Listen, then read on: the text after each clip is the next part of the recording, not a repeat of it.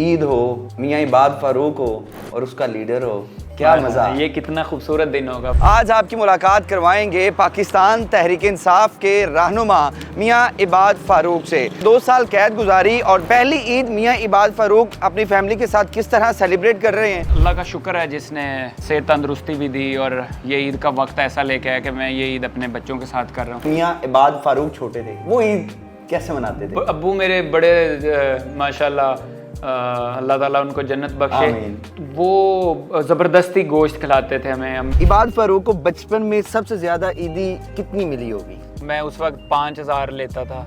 अपने बच्चों को कितनी ईदी देते हैं? मैं चूंकि जेल में था तो वो पिछली भी ईदें जो नहीं मिली ना वसूल कर रहे वो भी कर रहे हैं और जाहिर बात है बड़ी ह्यूज अमाउंट है। कहाँ से सीखी है ऐ इकबाल के इमरान तूने ये दरवेशी के चर्चा बादशाहों में है तेरी बेनियाजी। बिस्मिल्लाहिर्रहमानिर्रहीम। पाकिस्तान समेत दुनिया भर में देखने और सुनने वालों को अस्सलाम वालेकुम। मेरा नाम ज़ैन इम्तियाज़ है और आप देख रहे हैं डेली पॉइंट। नाज़रीन, आज आपकी मुलाकात करवाएंगे पाकिस्तान तहरीक इंसाफ के रहनुमा मियाँ इबाद फारूक से।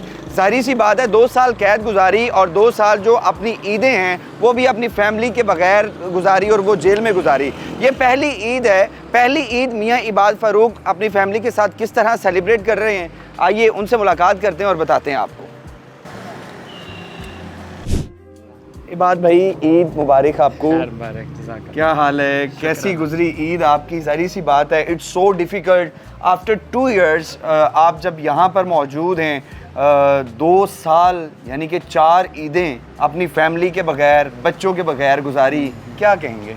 हाँ, अल्लाह का शुक्र है जिसने सेहत तंदुरुस्ती भी दी और ये ईद का वक्त ऐसा लेके आया कि मैं ये ईद अपने बच्चों के साथ कर रहा हूँ। हाँ, अल्लाह का बहुत एहसान है कि मतलब मुझे अंदाज़ा नहीं था कि शायद पता नहीं अब 10 सालों बाद या 20 सालों बाद या मेरे बच्चों की भी शादियाँ हो जाएंगी फिर अच्छा। बच्चों से। तो ज़ाहिर बात है आपको पता है कि जब आप जेल में थे और कुछ पता ही नहीं था आपको कि कब निकलना है, कुछ ना आपकी सुनवाई हो रही है ना कुछ पता चल रहा है, तो वो फिर ऑब्वियसली फिर आपको इस तरह की फीलिंग्स तो आती है ना ऑब्वियसली। तो अब चूंकि ईद के दिन का आगाज़ हो गया था, पूरा दिन आपने गुजारा, किस तरह ईद का दिन गुजरा आपका? ईद का दिन अल्लाह का शुक्र है और हमेशा की तरह सिर्फ ये पिछले जो 2 साल जो डार्क डेज थे मेरी ज़िंदगी के, और फिर वो अल्लाह ताला ने मैं समझता हूँ कि जिस तरह मैं सिर्फ बच्चों के लिए मैं समझता हूँ कि जो मेरा जो टाइम था ना वो ईद के दिनों में जो नहीं मैं उनके साथ टाइम, तो वो मेरे लिए बेसिकली डार्क डे होता था। ईद होने के बावजूद आप जो है ना बहुत ज़्यादा ज़हनी तौर पे वो परेशान रहते थे ईद होने के बावजूद। जाहिर सी बात है, मुलाकातें भी नहीं होती थी ईद में। ईद में मुलाकातें ईद पे जो है ना वो जो जब हम थ्रू आउट 20 उस पे रहे हैं वो महीने, तो वो अक्सर ऐसा होता था 2-2 माह मुलाकात ही नहीं होती थी उसमें, और ये भी पता होता था कि हमें शायद हो ना हो, बस कुछ पता नहीं होता था उसका। आज जब ईद का आगाज़ हुआ, ईद के दिन का, तो दिन की मसरूफियात क्या रही आपकी? दिन की मसरूफियात यूजली बहनें आती हैं, भाई घर में आते हैं, और जाहिर बात है मैं 2 साल बाद जेल से आया हूँ तो सबके साथ खाना पीना। और नहीं, वो आप बता रहे थे ऑफ द रिकॉर्ड के फजर की नमाज अदा करने के बाद आप कब्रिस्तान वगैरह के ये वो। बिल्कुल ऐसा ही है। सबसे पहला तो ये होता है कि ईद के अंदर मेरा सबसे पहला ये था कि मैं अपने बेटे की कब्र पे जाऊं, और कब्र पे जाने के बाद फिर मैं उसके बाद कुर्बानी की, बहन भाई आए और सबसे मैं मिला। जब इंसान जेल की ईद गुजारता है तो क्या पूरे दिन वहाँ पर उस वक्त उधर क्या मसरूफियात होती हैं?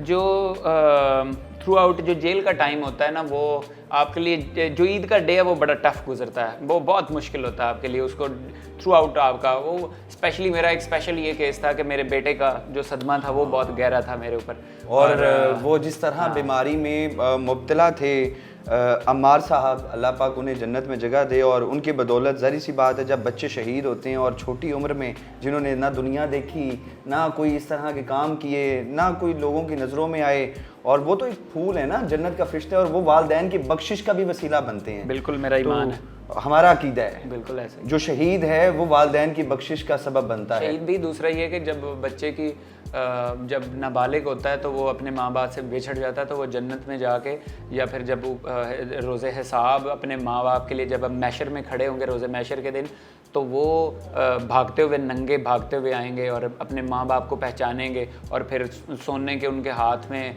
गिलास होंगे और चांदी के जग होंगे और वो उसमें पानी अपने माँ बाप को ढूंढ ढूंढ के पिलाएंगे।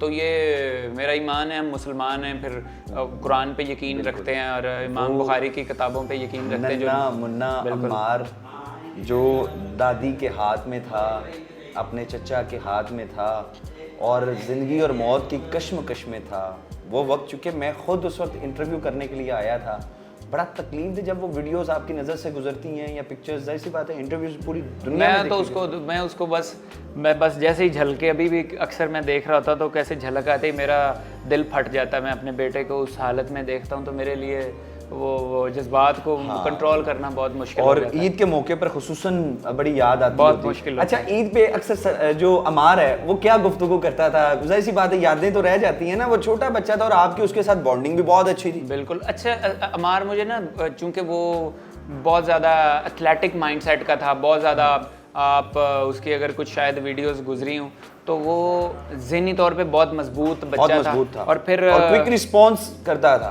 फिर उसने बहुत सारी जो चाइनीज़ प्रैक्टिसेस थी जो उसको आती थी, जैसे सर नीचे करके घूम जाता था और इस तरह वो ख़ास तौर पे जैसे ही कोई मेरा मेहमान आता था वो बहुत इम्प्रेस होते थे अमार से। तो वो स्पेशली जब ईद पे बैठना तो वो बहुत माशाल्लाह शार्प माइंड का बच्चा था और मेरे करीब भी बहुत था, इसलिए मेरे मेहमानों के अंदर भी ज़िद करके मेरे पास ही आके बैठ जाया करता था। अच्छा, बस वो दिन मेरे लिए होते हैं, इन दिनों को याद करना जेल के अंदर मुश्किल वक्त था। अब कितनी ईदों के बाद आपकी ये जो ईद है ये अपनी फैमिली, बल्कि फैमिली के साथ भी अभी मुझे लगता है कम है, लोगों के साथ मुलाकात करने के लिए लोग आ रहे हैं, जैसे इंटरव्यूज चल रहे हैं आपके, तो फैमिली तो फिर भी कम ही टाइम दिया जाता है। हाँ, मुश्किल तो है, बट ये कि लोग पता नहीं कितने कितने दोस्त इधर उधर से रिक्वेस्ट करके वो फिर उनको भी टाइम देना पड़ता है। ऑब्वियसली आपकी फैमिली बड़ी डिस्टर्ब होती है ऐसी चीज़ों के, ईद के दिन तो हाँ, वो देने चाहिए। अच्छा, आपकी छोटी, जब जाहिर सी बात है आप जब छोटे थे, वालिदैन हयात थे और वालिद साहब चूँकि अल्लाह पाक उन्हें जन्नत में जगह अता फरमाए, आपकी वालिदा स्टिल बहुत स्ट्रॉन्ग है और अल्लाह पाक उन्हें सेहत वाली ज़िंदगी अता फरमाया, आमीन। जब आप छोटे थे, यानी कि मियाँ इबाद फारूक छोटे थे, वो ईद कैसे मनाते थे? अब्बू मेरे बड़े माशाल्लाह अल्लाह ताला उनको जन्नत बख्शे, वो ज़बरदस्ती गोश्त खिलाते थे हमें। हम गोश्त खाने का, मैं खाता तो था बट ये कि इतना शौकीन नहीं था गोश्त का, बट मेरे वाले साहब ईद वाले दिनों में स्पेशली ज़बरदस्ती ऊपर बिठा के हमारे भाइयों को चारों के, मेरे सामने खाओ, तुम लोग खाते नहीं हो। इबाद फारूक बचपन में शरारती हुई थी? हाँ बिल्कुल। कैसे, क्या शरारत? कोई ऐसी, यानी कि वालिद साहब, जैसी सी बात है सब बच्चों को अपने वालिदैन से मार पड़ती है, औलाद जितनी भी बड़ी हो जाए ना वो अपने वालिदैन के लिए बच्चे ही रहते हैं। तो मियाँ इबाद फारूक जब छोटे थे बचपन में ऐसी कौन सी शरारत करते थे कि वालिद साहब से मार पड़ती थी? मैं स्कूल में जाता था तो मुझे बड़ा शौक था, छोटी जो लाइट्स होती है ना जो ऊपर लगी होती है, तो मैं छोटी कुर्सियों पे कुर्सियां रख के ऊपर चढ़ के तो मैं इस तरह की बल्ब लाइटें तोड़ दिया करता था। मुझे मज़ा आता था ऐसे तोड़ने का। अच्छा, ऐसी चीज़ें। तो वो छोटा, तो मेरे स्कूल वाले भी मुझे रखने के लिए तैयार नहीं थे इस वजह से कि ये बच्चा आपका बहुत ज़्यादा वो शरारती है कि इस तरह की चीज़ें करता है। मैं छोटा सा था तो वो फिर ऐसे, तो वो फिर बाद में अब मेरे बच्चे करते थे तो मैं उन पे गुस्सा नहीं होता था क्योंकि मुझे पता था उनका बाप ऐसा है। क्या कभी ये ख्वाहिश की कि ईद हो, मियाँ इबाद फारूक हो और उसका लीडर हो? क्या मज़ा! ये कितना खूबसूरत दिन होगा। वो भी क्या दिन होगा जिस दिन मेरा लीडर, इंशाल्लाह इसी तरह हम इकट्ठे बैठे होंगे और ईद हमारी साथ गुजरे, मेरे लीडर के साथ उस सफ़ में बैठ के नमाज़ पढ़े हम ईद की, तो उससे बेस्ट क्या डे हो सकता है। अच्छा, तो मियाँ साहब साथ साथ चूँकि चलते भी जाएं क्योंकि पूरा दिन आपके साथ घूमना भी है और लोगों से मुलाकातें भी आपने करनी है, ये बताइएगा एक बात भाई, ये जो 2 साल 2.5 साल का वक्त था जी, इस 2 या 2.5 साल के वक्त के दौरान आपका नुकसान कितना हुआ? जाहिर सी बात, एक ऐसा नुकसान है जिसका कोई भी जो है उसका नेमुल बदल नहीं है, कोई उसका मदावा नहीं कर सकता, कोई पे बैक नहीं कर सकता, लेकिन फाइनेंशियली क्या क्या नुकसान हुआ? फाइनेंशियली यार, मेरी फैक्ट्री मुकम्मल तौर पे जो मैंने उसमें 7-8 चाइनीज़ मेरे पास काम करते थे और उसकी पूरी फैक्ट्री को तबाह बर्बाद कर दिया। फिर मेरे ऑफिसेज, मेरा कारोबार, हर चीज़, मुझे मैं ये तो नहीं कह सकता स्पेसिफिक, बट लेकिन round about कोई करोड़ों में figure नहीं हो। था, ये अरबों की तरफ गया नुकसान। इतना मेजर सेटबैक हुआ है, मैं फाइनेंशियली लॉस जो हुए वो बहुत ह्यूज हुए। यानी कि इन 2 सालों के दौरान मियाँ इबाद फारूक का तकरीबन अरबों रुपए का नुकसान हुआ। बिल्कुल ऐसा ही है। तो अब इस नुकसान को कवर कैसे करेंगे? नुकसान मुझे मेरा अल्लाह के ऊपर मेरा बड़ा यकीन है, मैं बड़ा कॉन्फिडेंट हूँ कि इंशाल्लाह हम हलाल रिज़्क़ के लिए दोबारा निकलेंगे अपने घरों से बाहर, और अल्लाह ताला ज़रूर हमें मेहरबानी। इबाद फारूक को शेर व शायरी में भी शौक है? शेर व शायरी में शौक तो नहीं है भाई, जेल में रह के मैंने इनकलाबी शायर, यानी कि अभी जाले पढ़ लें, चाहे इकबाल मुझे पसंद है ज़्यादा। कौन सी शायरी पसंद है? मुझे इकबाल की शायरी बस पसंद है। सुनाएं, कुछ पता चलता है जी। मैं अपने लीडर के लिए फिर वो जी सुनाऊंगा आपको। अपने लीडर को डेडिकेट करें। कहाँ से सीखी है तूने ऐ इकबाल के इमरान ये दरवेशी, कहाँ से सीखी है ऐ इकबाल के इमरान तूने ये दरवेशी, कि चर्चा बादशाहों में है तेरी बेनियाजी का। हाँ तेरी बेनियाजी का। वाह। और कोई शेर? और शेर तो बहुत है, कुछ सुनाते जाएं हमें, ताकि पता तो चले ना इबाद फारूक के अंदर छुपा हुआ जो शायर है वो भी ईद के दिन हम आपके सामने रखें। मैं उसके ऊपर आऊँगा। मुनफित एक इस कौम की, नुकसान भी एक ही सबका नबी, दीन भी ईमान भी एक। अच्छा मियाँ साहब ये बताइएगा, ज़िंदगी में हर शख्स के बेशुमार वाक़यात होते हैं, मियाँ इबाद फारूक की ज़िंदगी का कोई ऐसा वाक़या जो कभी भी मियाँ साहब भूल नहीं सकते? मैं जब फर्स्ट डे स्कूल जाना था तो मुझे उसका अभी तक याद है। एक मास्टर थे, मास्टर लतीफ़। अच्छा। तो वो चूँकि हमारा स्कूल और वो बिल्कुल सामने आमने था, और मैं हमारी बिल्डिंग चूँकि कुछ इस तरह की थी, स्कूल सामने था और सारा नज़र आता था। तो सम टाइम ना कुछ टीचर्स अपने शागिर्दों को ज़ाहिर बात है सज़ा देते थे, तो मुझे उससे बड़ा पढ़ाई से खौफ आता था जाने का। लेकिन मेरे भाई चूँकि मुझसे सारे बड़े थे और मुझे वो पढ़ाते रहते थे घर में, तो वो मुझे आइडिया भी था। लेकिन ना मेरे वालिद और सब ना, मैं स्कूल जाना था, मैं बीमार हो जाता, मेरा दिल नहीं करता था उस खौफ की वजह से, मार के खौफ की। तो मेरे जो वालिदैन मेरे उनके पास गए, जो वहाँ के एक मास्टर लतीफ़ साहब थे, जो हेड मास्टर भी थे एक, और उनके पास लेके गए। उनसे उन्होंने रिक्वेस्ट की कि भाई आपने ये कुछ करे ना करे, आपने इसको हाथ नहीं लगाना, वरना ये पढ़ेगा नहीं, स्कूल नहीं आएगा। तो ये बहुत ज़्यादा आपसे खौफ का था। उसने कहा कि ठीक है, आप जो है ना वो आपको कुछ भी नहीं कहेंगे हम, कोई ऐसी बात नहीं है। वो उन्होंने प्रॉमिस भी कर लिया।